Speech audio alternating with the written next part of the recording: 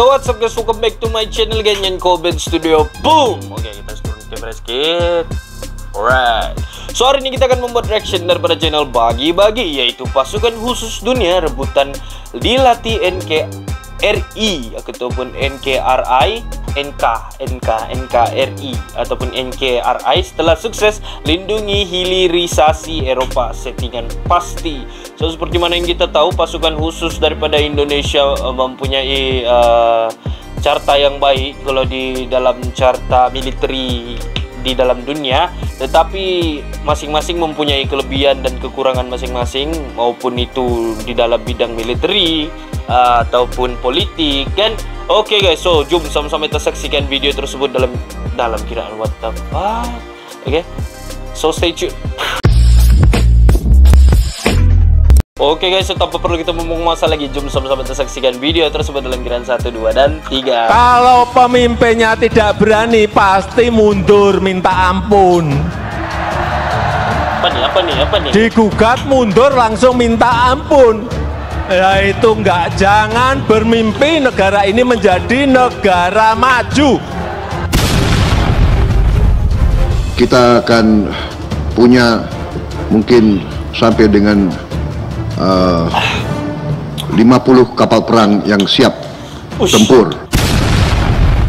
Bapak ramai 50 kapal perang. Jiwa dan raga saya persembahkan untuk rakyat dan Republik Indonesia. Bagi-bagi channel. Sukses lindungi hilirisasi, militer Indonesia diminta melatih pasukan khusus dari penjuru dunia. Uni Eropa tak percaya dikira settingan. Apa nih? Settingan apa nih? Sahabat bagi-bagi, militer Indonesia banjir permintaan untuk melatih pasukan khusus dari penjuru dunia. Mungkin agak sedikit overproud bahwa militer Indonesia punya pasukan khusus dan elit terbanyak di dunia. Betul. Tapi memang benar, militer Indonesia itu sangat kuat dari segi fisik. Negara lain melihat militer Indonesia saat ini berhasil menjaga kualitas pasukan khususnya. Apalagi tapi ada beberapa ya pasukan khusus kalau di Indonesia, ada Kopaska, Kopassus, apa lagi ya, aku lupa sudah. Banyak lah, memang banyak. Berhasilnya menjaga hilirisasi menjadi poin besar bagi militer Indonesia, sangat dikagumi dunia. Dunia geleng-geleng kepala, Indonesia berhasil lawan negara sekaliber Amerika dan Uni Eropa. Negara yang selalu menang dalam peperangan dagang dan sumber daya alam ini sekarang harus kalah oleh negara kita tercinta ini. Mereka Amerika dan Uni Eropa sudah pasti malu telah dikalahkan oleh negara berkembang seperti Indonesia. Memang Indonesia negara berkembang, namun jiwanya adalah negara maju yang sudah melebihi Amerika Serikat. Bahkan yang bikin kagetnya lagi, Menhan Prabowo menerima berbagai permohonan dari negara lain agar pasukannya dilatih militer Indonesia. Tapi serius, aku boleh katakan yang semasa pemerintahan Presiden Jokowi, aku boleh nampak pembangunan Indonesia tuh makin maju ya, makin maju. Mungkin aku nampak macam sedikit select lah kan. Cuma bagi ini pendapat aku sendiri ya, aku nampak sendiri. Ini bukan apa kan. Aku nampak sendiri lah semasa pemerintahan Presiden Jokowi ini, aku boleh nampak yang Indonesia tuh maju ke hadapan daripada segi ekonomi, daripada segi aku nampak dia punya militeri kan. Sebab mungkin ada yang cakapkan, abang nih peminat Jokowi. Tapi ini kita punya pandangan guys ya. Kita masing-masing ada pandangan sendiri di dalam dunia ini kan. Masing-masing orang tuh lain-lain pandangannya. Tapi bagi aku pemerintahan Presiden Jokowi adalah salah satu pemerintahan yang hebat bagi negara Indonesia ya guys. Menteri Pertahanan Prabowo Subianto mengungkapkan, Indonesia saat ini menjadi panutan dunia, terutama negara-negara di Afrika, dalam hal kemampuan bidang pertahanan. Bahkan diminta melatih perwira-perwira dan pasukan khususnya di Indonesia. Jelas Kemhanri pada tanggal 17 Juli tahun 2023. Dan hal ini disampaikan langsung oleh Prabowo kepada Presiden Jokowi.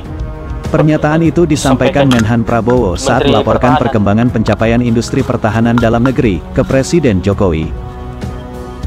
Juga dalam sambutannya saat menghadiri undangan Rakernas APEXI ke-16 2023 di Makassar, Sulawesi Selatan belum lama ini. Prabowo yakin, kedepannya militer Indonesia akan disegani jika tetap menjaga kesiapan tempurnya. Dan yang hebatnya pula tentang militer Indonesia nih adalah mereka mempunyai aku boleh katakan mereka mempunyai kilang pembuatan senapang, kilang pembuatan militer untuk bagian militer lah. Contohnya kereta kebal, kereta tank, helikopter, bot perang tuh apa semua kan. Itulah hebatnya militer Indonesia ini mempunyai kilang-kilang seperti begitu. Senapang lorong gas keluar. Banyak Menhan Prabowo menegaskan kondisi tersebut merupakan suatu tanda bahwa Indonesia terus dihormati, disegani, terlebih dengan sikap netral atau non-blok Indonesia yang selalu menghormati semua negara. Perlu kalian ketahui, pasukan khusus militer Indonesia, yakni Kopassus, sudah membuktikan mereka mampu melatih pasukan elit 911 Kamboja. Kemudian ada Brunei Darussalam. Berkat didikan latihan dan gemblengan tim pelatih TNI, hasil yang dicapai tentara Brunei tidak mengecewakan. Dalam kompetisi ARM 2013 itu, Brunei Darussalam menempati posisi keempat. Sementara itu peringkat 1 hingga 3, masing-masing diraih Indonesia, Thailand, dan Filipina. Kemudian ada Laos. Luhut Panjaitan dalam bukunya, Para Komando Perjalanan Seorang Prajurit, menyebutkan, Kong Lai pernah mendapat pelatihan dari Komando Pasukan Sandi Yuda nama lama Kopassus. Oh, oke. Selanjutnya Sandi Timor Yuda, Leste. Timor Leste pada 2012 menyampaikan permintaan khusus kepada Tentara Nasional Indonesia (TNI) untuk melatih militer negaranya. Secara terang-terangan, para petinggi militer Timor Leste meminta supaya pasukannya dilatih oleh Kopassus, terutama dalam hal menembak. Kemudian negara-negara di Afrika Utara, melejitnya pamor Kopassus sebagai pasukan khusus dengan kemampuan gerak cepat di segala medan, anti-teror, serta pengintaian.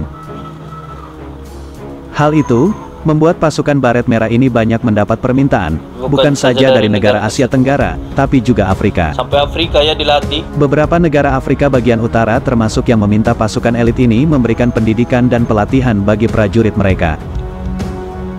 Kopassus banyak memberikan pelatihan terkait strategi, bela diri, termasuk bagaimana bertahan hidup. Dengan demikian, kekuatan pasukan tidaklah bergantung pada peralatan canggih. Betul.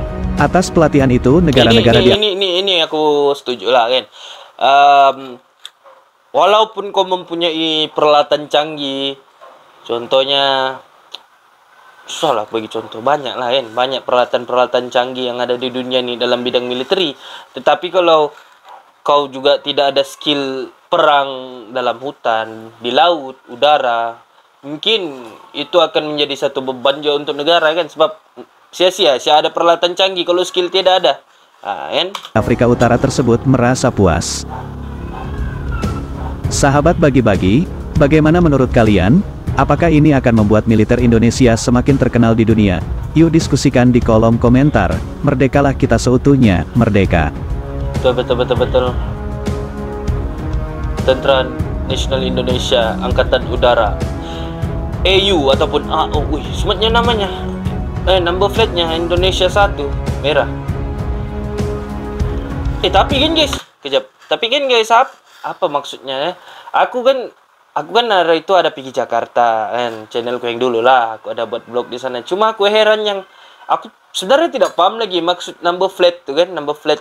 Ada yang ganjil, ada yang genap, dan apabila hari ganjil nomor ganjil siapa yang boleh ada di jalan raya, itu aku agak bingung sedikit situlah.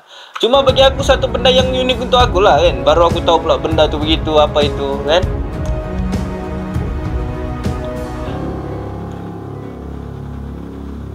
Habis ke sudah? Cepat juga. Oh, masih panjang lagi.